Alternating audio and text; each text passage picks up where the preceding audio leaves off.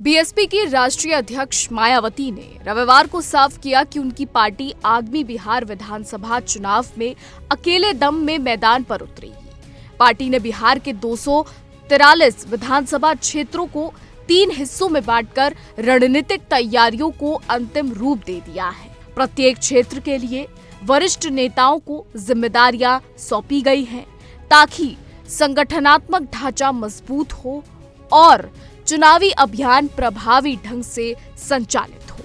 आपको बता दें कि मायावती ने रविवार को अपने आधिकारिक एक्स हैंडल पर एक पोस्ट में कहा, बिहार में आगामी विधानसभा चुनाव के मद्देनजर पिछले 2 दिनों में पार्टी के वरिष्ठ नेताओं और पदाधिकारियों के साथ बसपा उम्मीदवारों के चयन और हर स्तर पर पार्टी की तैयारियों को लेकर गहन चर्चा और समीक्षा की। पार्टी द्वारा स्वतंत्र रूप से चुनाव लड़ने के निर्णय के आलोक में आगामी पार्टी कार्यक्रमों की रूपरेखा को भी अंतिम रूप दिया गया। इस दौरान उन्होंने संगठन की कमियों को दूर करने और सितंबर से शुरू होने वाले जनसभाओं, आंदोलनों और अन्य कार्यक्रमों के लिए पूरी ताकत झोंकने के निर्देश दिए।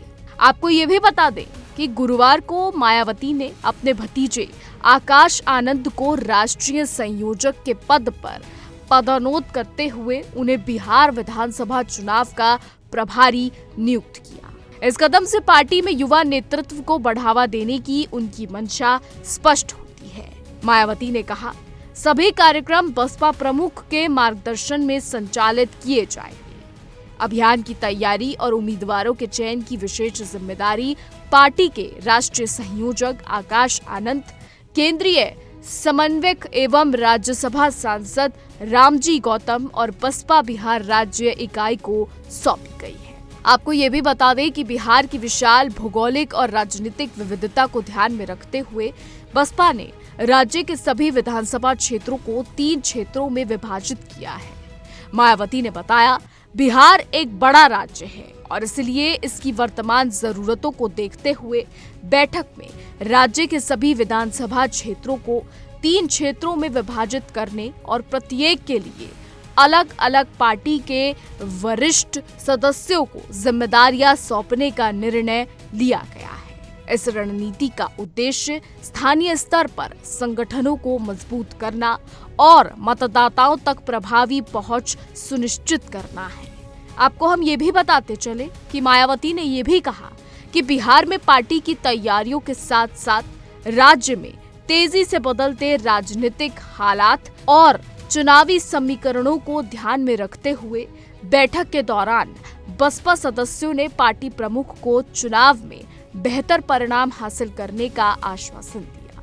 उन्होंने पार्टी कार्यकर्ताओं से अपील की कि वे बिहार की जनता के बीच बसपा के सामाजिक न्याय के एजेंडे को और मजबूती से ले जाएं।